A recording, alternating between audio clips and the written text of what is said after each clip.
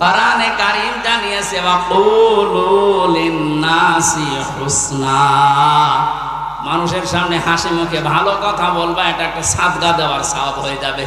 আপনি শ্বশুর আর শাশুড়ি হয়েছেন, তাতে কি?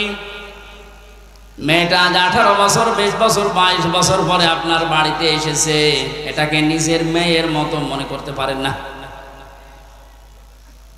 আল্লাহর কসম, আমি আল্লাহকে সামনে নিয়ে বলছি, সাক্ষী করে বলছি, সত্যি যদি মা আর বাবা নিজের মেয়েকে নিজের ছেলেকে যে নজরে দেখে, পুত্রবধূকে এই নজরে যদি দেখতে পারতো, আমরা হাজারো সন্তান আর আপনামক জায়গায় থাকতাম না। এদের আহ্বান জানাচ্ছি, আমরা তো চেষ্টা করছি, কিন্তু আপনাদের এই ছোট মনের কারণে পারছি না। আপনার মনটা উদার করেন, কি করবেন আপনি দুনিয়ার এই সয় সম্পদ দিয়ে যদি জাহান্নামে যাওয়া লাগে? আল্লাহ আমাদেরকে আরাফ নামক এই জায়গায় যেন দাঁড় করিয়ে ভাগ্য হত না করেন। নবীজি কিন্তু হাদিসের শেষে আর বলেননি যে এরা যাবে কোথায়। বলেন তো, এই হাদিসে পর্যন্ত থাকলে কি দাঁড়াচ্ছে অর্থ? জান্নাতেও যেতে পারছি না শুধুমাত্র এই কারণে, জাহান্নামও আল্লাহ দিচ্ছে না আমি ইসলামী আন্দোলন করার কারণে। অথচ এই জায়গায় যদি দাঁড়িয়ে থাকা লাগে আবাদান আবাদান, আমার মতো হতভাগ্য মানুষ আছে। আল্লাহ আমাদেরকে হেফাজত করুন, বলেন আমিন। মক্কায় নাজিল হয়েছে সূরাটা, 206টা আয়াত আছে, 20টা 16টা রুকু আছে। ক্রমিক নাম্বার হিসাবে কোরআনে কারিমের এটা 7 নাম্বার সূরা। মাত্র একটা আয়াতের 4 ভাগের 1 ভাগ পড়েছি। আয়াতের ভেতরে 3টা বিষয় আমরা আলোচনায় নিয়ে আসব। 1 নম্বরে আমাদের নবী মুহাম্মদ রাসূলুল্লাহর 3টা গুণ আল্লাহ দিয়েছেন। কয়টা? যেহেতু বর্তমান প্রেক্ষাপটের সাথে আয়াতের একেবারে হুবহু মিল আছে। 2 নম্বরে আল্লাহর নবীর কর্মসূচি ছিল এই দুনিয়ায়, আয়াতের ভেতর থেকে আমরা 6টা পেয়েছি। কয়টা? 3 নম্বরে আমরা যারা তার উম্মত এখন দাবি করব কিয়ামত পর্যন্ত, তাদের কর্মসূচি হবে, তাদের করণীয় হবে 4টা। তাহলে নবীজির পরিচয় তুলে ধরা হবে আয়াত দিয়ে 3টা, বিশ্বনবীর কর্মসূচি তুলে ধরা হবে 6টা, আর আমাদের করণীয় তুলে ধরা হবে 4টা। সব মিলে 13টা। কয়টা? এই 13টা বিষয় আজকের আলোচনায় আছে। আমরা একটা একটা করে তাফসীর আকারে শুনছি। আপনারা আছেন তো? আল্লাহ পাক বলেন আল্লাযীনা ইয়াত্তাবিউনার রাসূলান নাবিয়্যাল উম্মিয়্যা, তোমরা অনুসরণ করো, ইত্তেবা করো, দেখে দেখে চলো। এই যে তাবউন শব্দটা আছে, আমি 12 সালে যখন আলোচনা আরম্ভ করেছিলাম বিশ্ববিদ্যালয়ের 2nd ইয়ারে থাকতে, ওই সময় তাবউনের ব্যাখ্যা পড়েছিলাম। অনেকে ইন্টারনেটে এটা দেখেছেন, মনে আছে আপনাদের? তাবউন মানে কি? তাবউন মানে দেখে দেখে চলা। আপনার সামনে একটা মানুষ হেঁটে যাচ্ছে, কিভাবে কিভাবে পা লাগায়, কোথায় হাত নাড়ায়, মাজা দোলায়, কিভাবে তাকায়, একেবারে ওইভাবে হুবহু ওই জায়গায় পা ফেলে হাত নাড়িয়ে মাজা দলিয়ে চলার নাম তাবউন। আল্লাহ পাক এখানে ইত্তেবা দিয়েছেন, আল্লাযীনা যারা ইয়াত্তাবিউনা অনুসরণ করছে, করবে। এটা মোজারে, বর্তমান, ভবিষ্যৎ, প্রেজেন্ট, ফিউচার। কার অনুসরণ করছে, করবে? রাসূলান নাবিয়্যাল উম্মিয়্যা, বিশ্বনবীর পরিচয় আল্লাহ এখানে দিয়েছেন 3টা।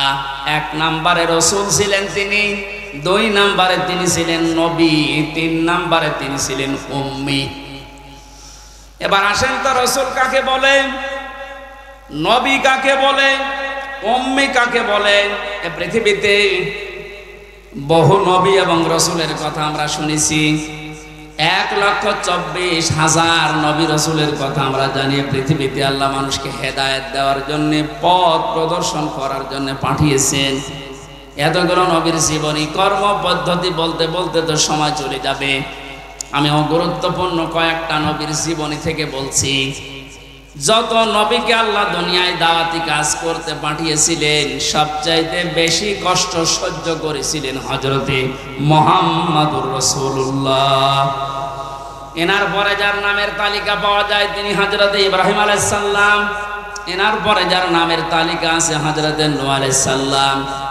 এনার পরে যাদের নামের তালিকা আছে সিরিয়াল হিসাবে আল্লাহ পাক কোরআনে কারিমে জানিয়েছেন শারা'a লাকুম মিনাদ-দীনি মা ওয়াসসা বিহি নূহা ওয়াল্লাযী আওহায়না ইলাইকা। আমি নির্ধারিত করে দিলাম, লিখে দিলাম, নির্ধারণ করে দিলাম, আমি আল্লাহ সই স্বাক্ষর করে দলিল করে দিলাম তোমাদের জন্যে। নূহ আলাইহিস সালামকে, ইব্রাহিম আলাইহিস সালামকে, ঈসা আলাইহিস সালামকে, এই সমস্ত মুসা আলাইহিস সালাম, এই বড় বড় নবীদের নামগুলো দিতে দিতে আল্লাহ জানিয়েছেন, হে নবী, এই প্রত্যেকটা নবীকে কিন্তু আমি আল্লাহ জানিয়েছিলাম আন আকিমুদ্দিন, তোমরা দিন কায়েম করো। আপনাকেও আমি ওহী করলাম ঠিক ওইভাবে, ওয়াহাইনা ইলাইকা, আপনার প্রতি আমার একই ওহী, আন আকিমুদ্দিন, আপনি দিন কায়েম করেন জমিনে, ওয়ালা তাতাফাররাকু ফি, এ বিষয়ে কোনো ফতোয়াবাজি করবেন না। সময় কিন্তু এসে গেছে এখন এই দেশে ঠিক ওই রকম, আর যে যেখানে যে মতে চলেন না কেন সবাইকে আমরা আহ্বান জানাচ্ছি, সবাই আসেন ঐক্যবদ্ধ হয়ে আল্লাহর দিন, কোরআনে কারীম, ইসলাম এই দেশে আমরা এখন কায়েম করার পরিবেশ তৈরি করি। সত্যি যদি এটা কায়েম না হয়, হালালকে হালাল জেনে অনেক সময় মানা যাবে না, হারামকে হারাম জানার পরও ছেড়ে দেওয়া যাবে না। এ 17 বছর যেটা দেখলাম, এই জন্য আমাদের সবচাইতে বড় কাজ হবে এখন আল্লাহর এই জমিনে আল্লাহর দিন কি করে কায়েম করা যায়, দাঁড় করানো যায়।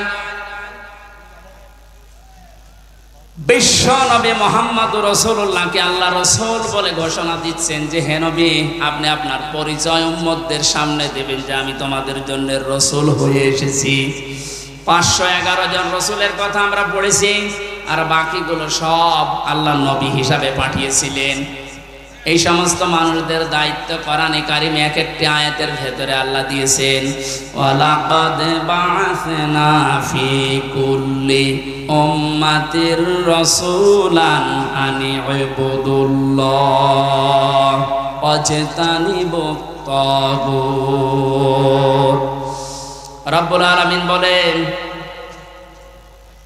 এ পৃথিবীর যত, ওয়ালাকাদ বা'আসনা ফি কুল্লি উম্মাতির রাসূলান, প্রত্যেকটি জাতির জন্য আমি আল্লাহ রাসূল পাঠিয়েছিলাম। প্রতিটি নবী আর রাসূলদের জীবনের দায়িত্ব মূল ছিল দুইটা, তারা উম্মতদের কাছে যেই বলতেন আল্লাহর ইবাদত করো। কার ইবাদত? এই শব্দটা নিয়ে আজ হাজারো জায়গায় আমরা এই দেশের ভেতরে অনেক ভেজাল দেখতে পাচ্ছি। কমনে দিয়েছে ফ্যান, ইয়ার কি মারছেন এখানে বসে বসে।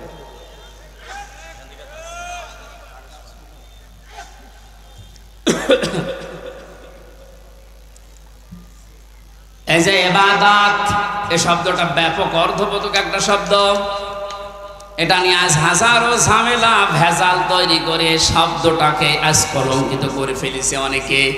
এই জন্য সতর্ক হওয়ার সময়, সংস্কারের সময় যখন চলছে, আমরা এখন সতর্ক এবং সংস্কার এই মন নিয়ে আমরা ইবাদত করব। আমার ইবাদতের ভেতরে যেন কোনো ভেজাল না আসে।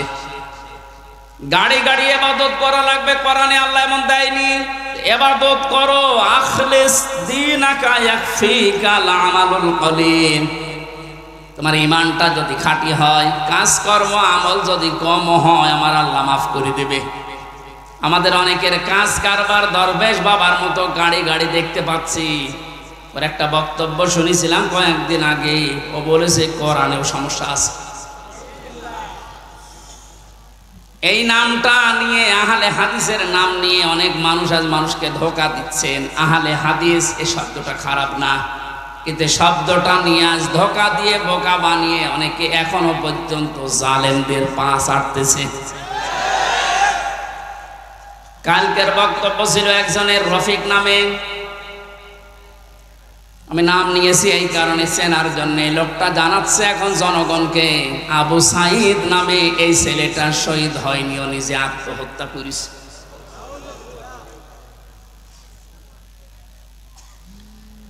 বিশ্বনবী কোরআন হাদিসের ভেতরে তিনি স্পষ্টভাবে জানিয়েছেন, কেউ যদি দেওয়াল চাপা পড়ে মারা যায় সে শহীদের মর্যাদা পায়, পানিতে ডুবে মারা যায় শহীদের মর্যাদা পায়।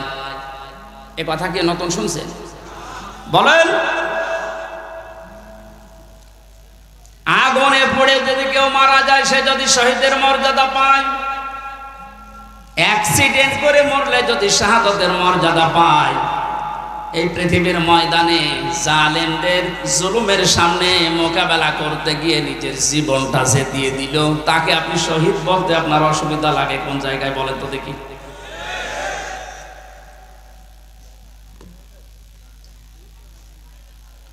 এবার আমার দুইটা নোটিশ বলছে, যেহেতু এই শব্দটা শুনি আজ 2 দিন ধরে অনেক জালেমের দোসর যারা তারা এখনো পর্যন্ত অপপ্রচার চালাচ্ছে এদের বিরুদ্ধে, এই জন্যই 2টা নোটিশ বলছি। সূরা বাকারার 154 নম্বর আয়াত, 2 নম্বর পারা, 2 নম্বর পৃষ্ঠা, 12 নম্বর 13 নম্বর লাইনে আছে, ভালো করে মিলাবেন। আল্লাহ পাক বলেন, ওয়ালা তাকুলু লিমান ইয়াকতালু ফি সাবিলিল্লাহি আমওয়াত বাল আহইয়াউ ওয়ালাকিন লা তাশউরুন। আপনি হয়তো এভাবে এতদিন চিন্তা করেননি, যেভাবে আমি বলছি মিলিয়ে দেখেন। আল্লাহ বলেন, ওয়ালা তাকুলু, হে পৃথিবীর লোকেরা, কেউ এ কথা মুখ দিয়ে বলবা না। কথা বলে মানুষ কি দিয়ে? বলো না কেন? এই জন্য মুখের ওপর আল্লাহ নোটিশ দিয়েছেন, কেউ এ কথা বলবা না। 1 2 জন না, কেউ বলবা না, বহু বচন। লিমান ইয়াকতালু ফি সাবিলিল্লাহি আমওয়াত, আমি আল্লাহর জন্য, মানবতার জন্য যারা জীবন দিয়ে গেল, এ মানুষ মরে গেছে, এ কথা বলবা না। বাল আহয়াউন, বরং তারা জীবিত। ওয়ালাকিন লা তাশউরুন, কিন্তু তোমরা টের পাও না। এটা তো মুখের উপর আল্লাহ দিলেন, মানুষ মুখের পরে অন্তরেও ধারণা করতে পারে। ধারণা করে কি দিয়ে? অন্তর দিয়ে মানুষ যেন ধারণাও না করে যে তারা শহীদ হয়নি, তারা এমনি মারা গেছে, কথা যেন ধারণাও না করে। সূরা আলে ইমরান 4 নম্বর পারার 11 নম্বর পৃষ্ঠার 9 নম্বর লাইনের 159 নম্বর আয়াতে 69 নম্বর আয়াতে জানিয়েছেন, ওয়ালা তাহসাবান্নাল্লাযীনা কুতিলু ফি সাবিলিল্লাহি আমওয়াতা বাল আহইয়াউন ইনদা রাব্বিহিম ইরযাকুন। খুব খেয়াল করেন, অন্তর দিয়েও কেউ যেন ধারণা না করে যারা মারা গেছে। আল্লাহ পাক বলেন, ধারণাও কোনোদিন করবি না যে মরে গেছে না। কারণ জীবন জালেমের সামনে নিজের জীবন দিয়ে দেওয়া তো সহজ কথা না। ওরা কিন্তু জীবিত আছে, ওরা জিন্দা। ইনদা রাব্বিহিম ইরযাকুন, তারা তাদের রবের কাছে রিজিক পাচ্ছে। সুতরাং আবু সাঈদ রংপুরের এই ছেলেটা জালেমের সামনে দাঁড়িয়ে জীবনটা দিয়ে শাহাদাতের মরণ পেয়েছে। এটা কোনোদিন আপনি মুখ দিয়ে যেন না বলেন যে লোকটা মরে গেছে, ধারণাও না করেন তো মরে গেছে না, ও শহীদ হয়েছে। কি হয়েছে? স্বাধীনভাবে কথা বলতে পারতাম না। পাশের জেলায় বাড়ি আমার, নাটোর, কুষ্টিয়া। এখানে দাওয়াত খেতে এসেছিলাম বিয়ের, তারপর আমার ঢুকতে দেয়নি। কোথায় ছিলাম আপনি টের পেয়েছেন? স্বাধীনতা পরাধীনতা কি আমরা 17 বছর টের পেয়েছি। স্বাধীনভাবে চলাফেরা করার, বাক স্বাধীনতা ফিরিয়ে দেওয়ার জন্য যে মানুষগুলো জীবন দিয়েছে, মাস্ট বি 100 ভাগ আমি বিশ্বাস করি ওরা সব শাহাদাতের মর্যাদা পেয়েছে। এমনকি জালেমের জুলুমের শিকার হয়ে আয়না ঘরেও বহু মানুষ জীবন দিয়েছে, জেলখানার ভেতরে জীবন দিয়েছে। এমনকি কোরআনের পাখিকে অনেকে বলছে উনি স্বাভাবিকভাবে মারা গেছে না, আমি পাশের জেলে ছিলাম, উনি 1 নম্বরে, আমি 4 নম্বরে। আল্লামার সাথে আমার একদিন দেখা হয়েছিল মাত্র 10 মিনিটের জন্যে। উনি এমনি মারা যায়নি, ওনাকে মেরে ফেলা হয়েছে। তার বাস্তব প্রমাণ ওনার মুখের হাসিটা। এখন ভিডিও বের হচ্ছে, জেলার আর সোফারের আত্মীয়রা তারা পরিচয় দিয়ে বলছে ওনাকে জোর করে সই করিয়ে বলেছে আপনি সই করেন, আপনাকে মুক্ত করে দেওয়া হবে নির্বাহী আদেশে। এই কথা বলে বের করে নিয়ে গেছে। উনি তো খুশি আনন্দ যে আমি পরিবারের কাছে ফিরে যাচ্ছি। কিন্তু শয়তান যারা আছে শয়তানি করে ষড়যন্ত্র করে যাকে দায়িত্ব দিয়েছিল মোস্তফা জামান এই একলাঙ্গার, এই যে কি জিনিস এখন আমরা টের পাচ্ছি, একার তৈরি করা এখন আপনি দেখতে পাচ্ছেন। আমার মনে হয় একে যদি আমার মতো এরকম 10 দিন রিমান্ডে রাখেন ও সব সত্য কথা বলে ফেলবে।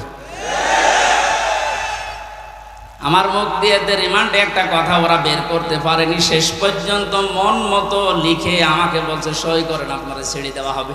আমি তো রিমান্ডে বসতাম না যে 164 কি, মনে করলাম ছেড়ে যখন দেওয়া হবে দেই। এখন দেখি সব আমার বিপক্ষে লিখেছে। আমি নাকি দেশের বিরুদ্ধে কথা বলতাম,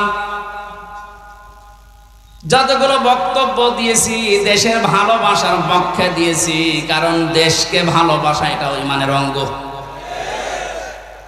আরে মানুষগুলো এটা আমাকে বলে কয়ে নিয়েছে যে বলেন আপনি যে আপনাকে এ দেশের কিছু মানুষ টাকা পয়সা দিয়ে ব্যবহার করে যে আপনি দেশের বিরুদ্ধে, এই সরকারের বিরুদ্ধে, তাহলে আপনাকে ছেড়ে দেব। শেষ পর্যন্ত বলতে রাজি যখন হলাম না, 11 ঘন্টা আমার টাঙিয়ে রেখেছিল কালো কাপড় দিয়ে চোখ বেঁধে। নিজেরা বলা করতো হুজুর আপনি নির্দোষ আমরা জানি, কিন্তু আপনাকে কথা বলা লাগবে। পেছনে হাত হ্যান্ডকাপ দিয়ে বেঁধে কালো কাপড় দিয়ে চোখ বেঁধে 11 ঘন্টা এক জায়গায় আমার নামাজও পড়তে দেয়নি। 4 ওয়াক্ত জোহর আসর মাগরিব এসে আমি সব ইশারায় পড়েছি। এখন নামাজ পড়ছি কোন সময় আমি তাও জানি না, কারণ মাটির নিচে তো। সর্বশেষ যখন বললাম না এত বড় মিথ্যা কথা আমি বলতে পারবো না, আকিস গ্রুপে আমি চাকরি করতাম, ওনাদের বিরুদ্ধে হাজার হাজার কথা লিখতে বলেছেন, একটাও পারবো না, কারণ ওনারা এরকম না। শেষে আমার বলছে যদি আপনি আজকে সন্ধ্যার ভেতরে এগুলো স্বীকার না করেন, না বলেন, তাহলে আপনার বউ তুলে নিয়ে আনবো। কি চরিত্র দেখিস। আর এখন অনেক সুর তুলছে অনেকে যে এদের মাফ করে দাও। এই জালেমদের মাফ করা মানে মাসরুমের উপরে অবিচার করা।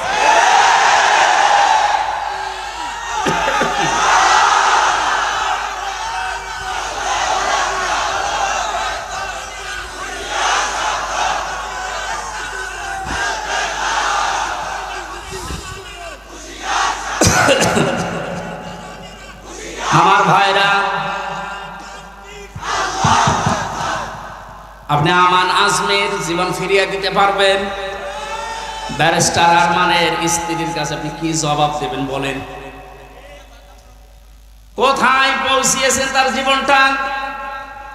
কি ট্যালেন্টেড সন্তান ছিল মীর কাসেম আলীর। আমি জেলখানায় থাকতে এক কারারক্ষী এসে আমার কুতুবউদ্দিন ওর বাড়ি রাজবাড়ি, রাত 12টার পরে যখন ডিউটি হয়েছে এসে বলছে হুজুর একটা গোপন কথা বলি, কাউকে যেন বললেন না এখানে, তাহলে আমার সমস্যা হবে। কি হয়েছে বলে, আমি যেদিন দায়িত্বে ছিলাম মীর কাসেম আলীর, যেদিন ফাঁসি হবে লোকটাকে যেয়ে বললাম স্যার আর সময় নেই, মাত্র 3 ঘন্টা আছে, আপনি প্রস্তুতি নেন। উনি আমারে বলছে ভাই কারারক্ষী এখনো তো সময় 3 ঘন্টা আছে, আমি 2 ঘন্টা ঘুমাই, তুমি আমারে ডেকে দিও। আল্লাহর কসম আমি আল্লাহকে সামনে নিয়ে বলছে ও যা যা বলেছে একটাও মিথ্যা কথা না, সবগুলোই এইভাবেই বলেছিল। যে আমি পাহারা দিতে গিয়ে দেখলাম লোকটা ঘুমিয়ে গেল। 2 ঘন্টা পর ওনারে ডাকলাম, ঠিক ঘুম থেকে উঠলো, গোসল করে ওযু করে শেষের নামাজটা শেষ করে একটা চা বানিয়ে বলছে নিন। বললাম স্যার আমি চা খাবো না। আপনার কিছুক্ষণ পরে বলে জানি আমি, আর মাত্র 15 মিনিট আছে। জল্লাদ শাহজাহান এসে গেছে, ডাক দিয়ে নিয়ে যাচ্ছে, বলেন চলেন। উনি আমারে বলছিল ভাই আমির হামজা আপনাকে আমি বলি আমিও তো মানুষ, উনিও মানুষ, মাত্র 3 ঘন্টা ধরে পর ফাঁসি, তার 2 ঘন্টা ঘুম আসলো কি করে? এই লোকটার সন্তান ব্যারিস্টার আরমান, উনি কিন্তু ওই সময় জানে যে তার ছেলে গুম হয়ে আছে, মরে গেছে না বেঁচে আছে তাও জানে না। বাংলাদেশ না বিশ্বের ভেতরে যদি আমার মনে হয় 100 জন মানুষ থাকে যে মানুষকে কর্মসংস্থান তৈরি করে দেয়, তার ভেতরে মীর কাসেম আলী একজন। কত কিছু দুনিয়ায় তার ছড়িয়ে আছে, আপনি হিসাব করতে পারেন কি হামজার মতো সে? তার স্ত্রী সন্তান কোথায় আছে সে কিচ্ছু জানে না। এই কঠিন মুহূর্তে তার নিজের হাজারো যারা অনুসারী, তার সহকর্মী যারা হাজার হাজার মানুষ পালিয়ে বেড়াচ্ছে, জেলখানায় আছে, আটক আছে, মরে গেছে, সব কিছু তার কাছে সংবাদ আসতেছে। এমন কঠিন সময়ও লোকটা 2 ঘন্টা ঘুমিয়েছে। এমনি ঘুম আসবে না, অবশ্যই আমার আল্লাহ তাকে সূরা হামিম সেজদার 30 নম্বর আয়াত ফেরেশতা দিয়ে শুনিয়েছে। কোরআনে কারীম জানিয়েছে, ইন্নাল্লাযীনা ক্বালু রাব্বুনাল্লাহু সুম্মা ইসতাকামু তাতানাজ্জালু আলাইহিমুল মালাইকা আল্লা তাখাফু ওয়া লা তাহজানু ওয়া আবশিরু বিল জান্নাতিল্লাতী কুনতুম তুআদুন। আল্লাহ পাক বলেন, যারা এই কথা বলে যে আল্লাহ তুমি আমাদের রব, আমি টিকে আছি এই কথার উপরে, আল্লাহর সঙ্গে সঙ্গে তার বিপদে আপদে পড়লেই ফেরেশতা নাজিল করবে। এই জন্য তাতানাজ্জালু দিয়েছেন আল্লাহ। 1 2 পাঠায় না, মালাইকা বহু বছর হাজারো ফেরেশতা তার জন্য আল্লাহ পাঠিয়ে সান্ত্বনা দেয়। আল্লাহ তাখাফু ওয়া লা তাহজানু, কোনো ভয় নেই, কোনো চিন্তা নেই। ওয়া আবশিরু বিল জান্নাহ, ওই জান্নাতের সুসংবাদ গ্রহণ করো। আল্লাতী কুনতুম তুআদুন, যার ওয়াদা আল্লাহ করেছে।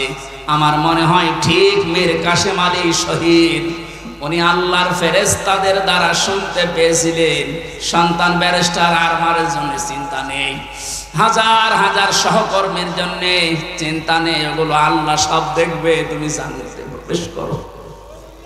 তাছাড়া আর কি করে ঘুম এসেছে আমার তো বিশ্বাস হয় না। আমিও তো ছিলাম, আমার তো ঘুম আসতো না।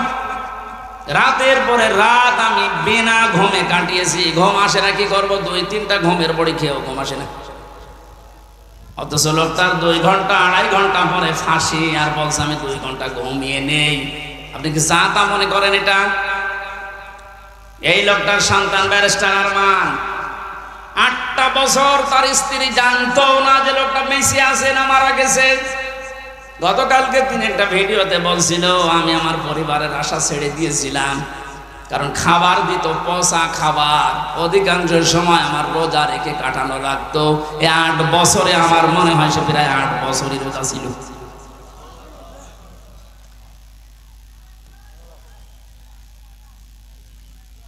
কোথায় পৌঁছিয়েছে তারা এই মানুষগুলো? আর উল্টা পাল্টা এখনো পর্যন্ত অনেক জালেমের দোসররা ধারণা করে যাচ্ছে যে কি করেছে যে আমাদের দেশ থেকে তাড়িয়ে দিল। কি করেছেন আপনি টের পাচ্ছেন না? আপনি যদি কিছু না করেন, আপনার শুধু আইনা ঘরের কারণে ফাঁসি হওয়া দরকার। মানবতার সাথে যেটা কত বড় মারাত্মক অপরাধ আপনি টের পাচ্ছেন না এখনো? যারা ছিল তাদেরকে একটু জিজ্ঞাসা করেন। ব্যারিস্টার ব্রিগেডিয়ার আমান আজমি ভাই শেষ পর্যন্ত এই কান্না জড়িত কণ্ঠে বলেছে যে আমি সূর্যের আলো কি এই 10-12 বছর দেখি নাই। এদিকে 1.5 হাত, ওদিকে 1.5 হাত। আমার যে মাটির নিচে ছিলাম ওখানে তাও তো এদিকে 3.5 হাত, এদিকে 2.5 হাত ছিল, আর আরো ছোট।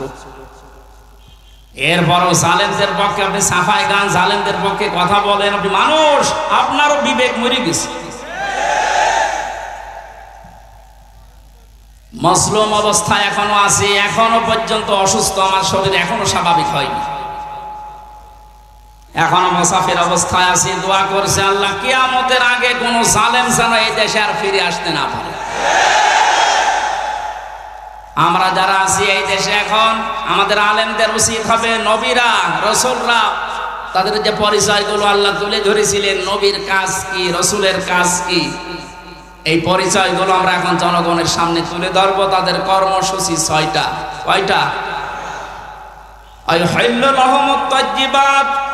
তারা হালাল করত পবিত্র জিনিস। আজ বাংলাদেশে হালাল করা লাগবে পবিত্র জিনিসগুলো, আর হারাম করত তারা অবৈধ জিনিসগুলো। বাংলাদেশে এখন প্রত্যেকটা সেক্টরে এখনো পর্যন্ত হারাম জিনিস জিয়ে রাখা হয়েছে। এই এদিকে তাকান, যারা দায়িত্বে আছেন অন্তর্বর্তীকালীন সরকার থেকে শুরু করে যারা এখন দায়িত্বে আছেন, এই মুহূর্তে আপনাদের সিদ্ধান্ত নেওয়া লাগবে এই জালেমদের সহযোগী যতগুলো ছিল প্রত্যেককেই ইমিডিয়েটলি এখনই ওদেরকে বহিষ্কার করা লাগবে। এটা সংস্কার যেহেতু চলছে, নবীদের কর্মসূচি 6টা ছিল, তার দ্বিতীয় নম্বর এটা হালালকে হালাল বলে বৈধ জায়গায় দিয়ে দেন। এই 17 বছর যারা বৈধ চাকরিতে উন্নতি পায়নি তাদেরকে আজ উন্নতির ওই জায়গায় দেওয়া লাগবে, আর যারা অবৈধভাবে আন্দাজে চেয়ারের পর চেয়ার পেয়েছে তাদেরকে নিচে নামানো লাগবে। ইসলামী ব্যাংক থেকে শুরু করে বাংলাদেশের যত ব্যাংকিং ব্যবস্থা, বিচার ব্যবস্থা, প্রশাসন, ব্যবসা, প্রত্যেকটি দিক আর বিভাগে যেহেতু সংস্কার আরম্ভ হয়েছে, এই সংস্কার ইমিডিয়েটলি কয়েকদিনের ভেতরেই করা লাগবে। এখনো পর্যন্ত এই হারামখোর যারা, এদের এই অভ্যাস এখনো যাবে না। বলছেন না হুজুর দোয়া করেন, নূহ নবীর চাই থেকে আমি বড় হয়ে গেছি। নূহ নবী দোয়া করেছিলেন না? কি বলেছিলেন? লা তাযার আলাল আরদি মিনাল কাফিরিনা তাজ্জারা ইন্নাকা ইন তাযারহুম ইয়াদিল্লু ইবাদাকা ওয়া লা ইয়ালিদু ইল্লা ফাজিরান কাফারা। হে আল্লাহ, বহু চেষ্টা করেছি এদের পেছনে, 950 বছর দাওয়াত দিয়েছি। এদের যে চরিত্র, এদের আন্ডা বাচ্চা পর্যন্ত যেন জমিনে একটাও না থাকে, কারণ যেটা থাকবে ওর পেট থেকে যেটা আসবে ওইটা হবে ভালো। এই জন্য জুলুমের পুনরাবৃত্তি আমরা আর দেখতে চাই না। এটা মারাত্মক একটা অপরাধ, সবচাইতে বড় অপরাধ এই গুম। এটা মানুষকে আপনি মেরে ফেলতে পারতেন, সংবাদ দিতেন যে লোকটা মারা গেছে। দেলাওয়ার ভাইয়ের সন্তানের সাথে নাটোরে যা করেছে, আপনি কি জবাব দেবেন বলেন তো? মেরে লোকটাকে ঘরের ভেতরে আপনি আটকে রাখলেন, পরের দিন জানতে পেরেছে জনগণ, এটাও মোবাইল ট্যাগ করে যে অমুক জায়গায় মরে পড়ে আছে। এই বিশ্বাসঘাতক এই জালেমকে যদি এখন নাটোরবাসী মাফ করে দেয়, যে কি জবাব দেবেন আপনি আল্লাহর কাছে আর দেলাওয়ারের কাছে? বলেন, আপনার ছেলেটা যদি হয়তো আপনি টের পেতেন। আমি একটু টের পেয়েছি, তাই আমার মুখ দিয়ে বরদোয়া চলে আসছে। আমার মেয়েটা আমাকে আজ পর্যন্ত চেনে না।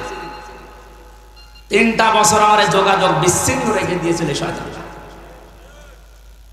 ওরে আমি 8-9 মাস রেখে গিয়েছিলাম, এখনো তো বয়স 4 বছর। আমার এখনো পর্যন্ত আমার কাছেও আসে না, আমার ডাকেও না, আমার কাছে আসে না।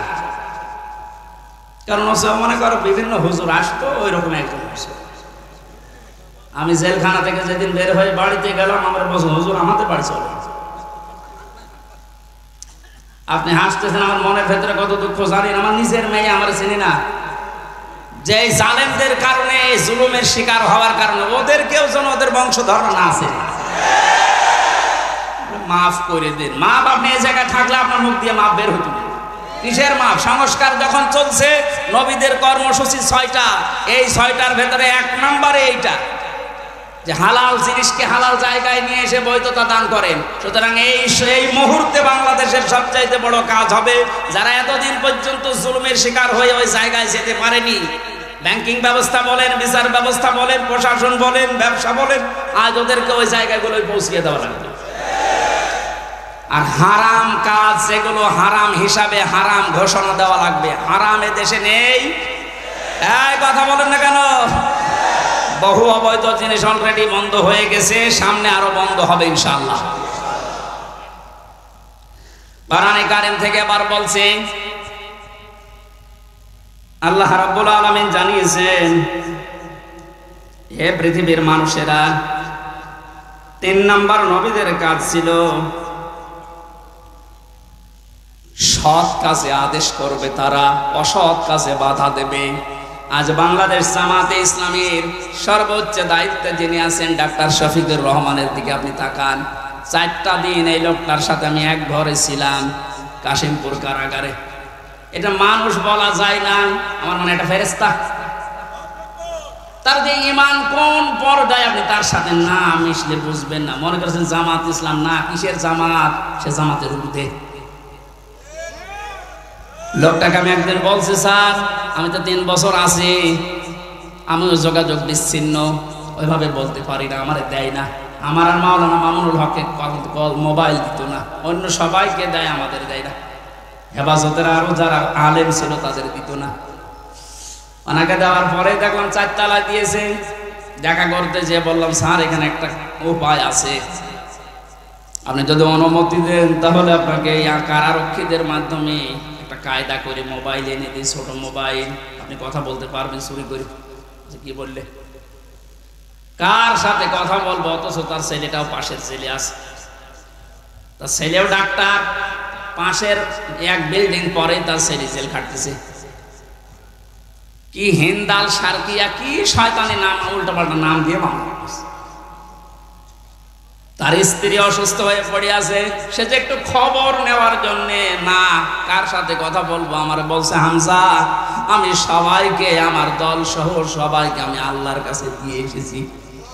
এই কঠিন মুহূর্তে এই কথা মুখ দিয়ে বের হওয়া, আপনি মনে করছেন এই আর কি, আপনি জায়গা মতো জানতো আপনার মুখ দিয়ে কথা বের হয় কিনা? 5 তারিখের পর থেকে এই লোকটার যে উদ্যোগ দেখতে পাচ্ছি আজ আমরা সারা বাংলাদেশ সহ, যে অ্যাক্টিভিটিস, যে কাজগুলো, সৎ কাজের আদেশ, অসৎ কাজে বাধা দেওয়ার জন্য যে ভূমিকাগুলো পালন করছে, আমার মনে হয় এভাবে যদি আল্লাহ চালায়, কিছুদিনের ভেতরে এটা আমরা দেখতে পাবো। এখন অলরেডি শুরু হয়ে গেছে, আল্লাহর দিনের ভেতরে মানুষ এখন দলে দলে পালে পালে প্রবেশ করছে, তাদের অন্তত বিবেক একটু জাগ্রত আছে। বহু শিক্ষিত মানুষ, আমি কথা বলি তো মাঝে মাঝে দেখি না, বলছে আর কি করব, জীবনটা নষ্ট করে ফেলেছে জালেমের কথা শুনি, বাকি জীবনটা অন্তত ইসলামের কাছে দিয়ে আখিরাতটা তৈরি করি। যেহেতু কোরআনে কারিমের ঘোষণা এইটা, হে নবী যখন আসবে আল্লাহর সাহায্য, তখন আপনি বিজয় দেখতে পাবেন, আর বিজয় আসবে দলে দলে মানুষ ইসলামে প্রবেশ করবে, এটা এখন দেখতে বাকি আছে। শুরু হয়ে গেছে অলরেডি। 20% মানুষ এই দেশে দিন কায়েম হোক এটা চাইতো, কিন্তু এই 5 তারিখের পর থেকে আজকে 19 তারিখ, মাত্র এই কয়দিনে জরিপ পেলাম অলরেডি 35% মানুষ এই দেশে এখন চাচ্ছে যে দিন এই দেশে কায়েম হোক। এভাবে চলতে থাক, দেখবেন 51% পার হয়ে যাবে অন্তত কিছুদিনের ভেতরে। আর 51% হয়ে গেলে দেশে ইসলাম কায়েম করা কোনো দাদা ঠেকাতে পারবে না। আমরা ওইটা দেখার আশায় আছি। কথা বলেন। নবীজির কর্মসূচি, আমি এক একটা শব্দের ভেতরে লক্ষ লক্ষ কথা, আমি এত ব্যাখ্যা করতে গেলে এই যে গলা বসে যাচ্ছে, মাইকটা আমার মন মতো হয়নি। 2 নম্বর প্রচন্ড গরম, তো ভেতরে ঘেমে ঘাম গায়ে বসে যাচ্ছে, এই জন্য গলা বসে যাচ্ছে। বোঝা নামিয়ে দেবে, এটা নবীদের কর্মসূচির ভেতরে ছিল। বোঝা নামিয়ে দেয়নি আল্লাহ। এরপরে ছিল বন্দিত্ব অপসারণ করা। বন্দিত্ব অপসারণও চলছে আজ। আমার যা বিশ্বাস, এই দেশে যারা স্বাধীনতা চায়, যারা এই দেশে মানুষের মত প্রকাশের স্বাধীনতা একেবারে সব জায়গায় দিতে চায়, যে সবাই সবার মন মতো চলবা, একটা মানুষও যদি এই দেশে জন্মগ্রহণ করে সে এই দেশের বৈধ নাগরিক। জামাত ইসলামী বাংলাদেশের কেন্দ্রীয় আমির যিনি ডাক্তার শফিকুর রহমান ঘোষণা অলরেডি দিয়ে দিয়েছে, এই দেশে আমরা সবাই এক পরিবার। সুতরাং জালেম যারা বাইরে চলে গেছে, জালেমরা যেন কিয়ামতের আগে আর না আসে। বলেন, সবাই যেহেতু আমরা এক পরিবার, একটা পরিবার যেভাবে থাকে আমরা এদেশে এখন ওইভাবে থাকতে চাই। রাষ্ট্র সংস্কার অলরেডি চলছে। বন্দিত্ব যারা ছিল এখন তাদেরকে মুক্ত করার এই সংস্কারও চলছে। বিনা কারণে যারা বিনা বিচারে আটক অবস্থায় ছিল, আল্লাহ যেন এটাও তাড়াতাড়ি খুব দ্রুত করে দেন। বলেন আমিন। নবীদের এখান থেকে আমরা যারা উম্মত, তাদের 4টা কাজ এই মুহূর্ত থেকে শুরু করা লাগবে।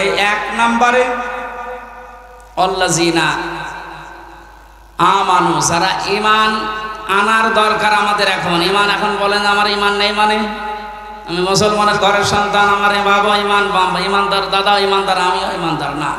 ইমানদারের প্রকাশ হচ্ছে আল্লাহর কোরআনে যে নিয়ম নীতিগুলো আছে ওইগুলো বাস্তব বিশ্বাস করে দেখানো। এটা এখন দেখাতে পারবো না ইনশাআল্লাহ। কোনো কিছু নেই সামনে। যে জালেমদের কাছে আজ 14 বার অনুমতি নেওয়া লাগতো, ওই জালেমরা এখন অনুমতি নিয়ে পা ফেলবে ইনশাআল্লাহ সামনে।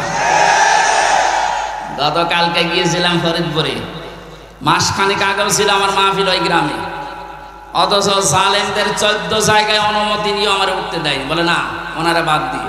অথচ গতকালকে যাওয়ার পরে সভাপতি আমার বলছে, হুজুর যে জালেমগুলো বাধা দিয়েছিল ওরা এখন বলছে হুজুরকে এবারে এনে দিন। দিন পাল্টে অলরেডি গেছে। এদিন বদল যখন শুরু হয়েছে, সংস্কার চলছে, যেখানে যেখানে জুলুম অত্যাচার, ছাত্র ভাইরা যারা আছে ঐক্যবদ্ধ হয়ে এই জুলুমের অবসান ঘটানোই লাগবে ইনশাআল্লাহ। বহু ব্রিজ এই দেশে আছে যেখানে ফেরেশতারা মনে হয় টোল নিত। আমার কুষ্টিয়ার এই যে মেহেদি রমি ব্রিজের যে টোল, এক শয়তান নাকি আদায় করত। 5 তারিখে স্বাধীন হওয়ার পরে বিকালে ওটা উড়িয়ে দিয়েছে, এখন সবাই খুশি। এরকম বহু জায়গায় অবৈধভাবে যারা টোল তুলতো, এই টোল গুলো যেন সব ভেঙ্গে গড়িয়ে মাটির সাথে মিশিয়ে দেওয়া হয়। আমাদের ঈমান তাহলে 2 নম্বরে নবীদেরকে সাহায্য করা। নবী যেহেতু নেই, নবীর উত্তরাধিকারী এখন যারা, নবীর অনুসারী এখন যারা কাজকর্ম চালাচ্ছে ইসলাম এই দেশে নিয়ে আসার জন্য, তাদের সাহায্য করা আমাদের কর্মসূচির ভেতরে নিয়ে আসতে হবে। আমি এটা বানিয়ে বলছি। সূরা আরাফের 157 নম্বর আয়াত আপনি বাড়ি যেয়ে তাফসীর আকারে পড়েন, এইটা পাবেন। 3 নম্বরে তাদের সাহায্যে যাওয়া লাগবে। সুতরাং আজ যারা এই দেশে একামতে দিনের দায়িত্ব পালন করছে, আপনি তাদের সাহায্যে যান, দেখেন তাদের অ্যাক্টিভিটিস, তাদের কর্ম, তাদের চরিত্র কি, এগুলো দেখে যদি আপনার ভালো লাগে আপনি তাদের সাহায্য করেন। 4 নম্বরে তাদের সাহায্য শুধু করবেন না, এদের ওপরে যে নূর আল্লাহ নাজিল করেছে নবীদের ওপরে, এই নূর মানে কোরআন শরীফ, এই নূরের বাস্তবায়ন যেন হয়। এই নূর দেখে দেখে সামনে আমাদের পথ চলা লাগবে। আল্লাহ এই 13টা জিনিস আমাদের জীবনে যেন এনে দেন, বলেন আমিন। আমি আমার এই ছোট্ট ঈমান থেকে এবং ছোট্ট জীবন থেকে যেটা দেখলাম, বাংলাদেশে যারা একামতে দিনের দায়িত্ব পালন করছে এবং সামনে করবে, আমি গ্যারান্টি দিতে পারি এই মানুষগুলোর ভেতরে যদি 4 আনা দুর্নীতি কোনোদিন পান, তাহলে আপনি সঙ্গে সঙ্গে আস্তাগফিরুল্লাহ বলে মুখ ফিরিয়ে চলে আসবেন। আমার বিশ্বাস, আমি যা পেয়েছি, যা দেখেছি, 4 আনা দুর্নীতি এদের ভেতরে পাবেন না। এই জন্য অনেক নাস্তিক পর্যন্ত আজ বলতে বাধ্য হচ্ছে, এরা যদি 5টা বছর চালাতে পারে এই দেশে শান্তি কাকে বলে আপনি দেখতে পাবেন। আল্লাহ তুমি তোমার কোরআনে কারিম এই দেশে কায়েম করে দাও, এটা আমরা দেখতে চাই। আল্লাহুম্মা আমিন। লা ইলাহা ইল্লা আনতা সুবহানাক ইন্নী কুনতু মিনাজ জালিমিন। রব্বানা যালামনা আনফুসানা ওয়া ইল্লাম তাগফির লানা ওয়া তারহামনা লানাকুনান্না মিনাল খাসিরিন। রব্বুল আলামিন, সারা জীবন অপরাধ করে জীবনটা নষ্ট করে ফেলেছি। হাত ওঠায় কথা বলবো ভয় করে, লজ্জা করে। যেহেতু তুমি স্বাধীনতা আমাদের এনে দিয়েছো, এই দেশটা তুমি মুক্তভাবে কথা বলার পরিবেশ দিয়েছো, আল্লাহ তাআলা তোমার আইনগুলো এদেশে মুক্ত করে দাও। চর্ম চোখে যেন দেখতে পারি তোমার কোরআন দিয়ে এই দেশটা চলছে। আল্লাহ কোরআনের এই আয়োজনে যারা আঞ্জাম দিলে মানুষগুলোকে কবুল করো। নূহ নবীর মতো আমরাও দোয়া করছিলা, তাদের আলাল আরদি মিনাল কাফিরিনা তাজ্জারা। শহীদ আল্লামা দেলাওয়ার হোসেন সাঈদী সহ যত মানুষ দ্বীনের জন্য, তোমাকে রব বলে টিকে থাকার জন্য ফাঁসির দড়ি গলায় নিয়ে শহীদ হয়ে জীবনটা দিয়ে গেল, আল্লাহ তাদের শাহাদাতের সর্বোচ্চ মাকাম দান কর।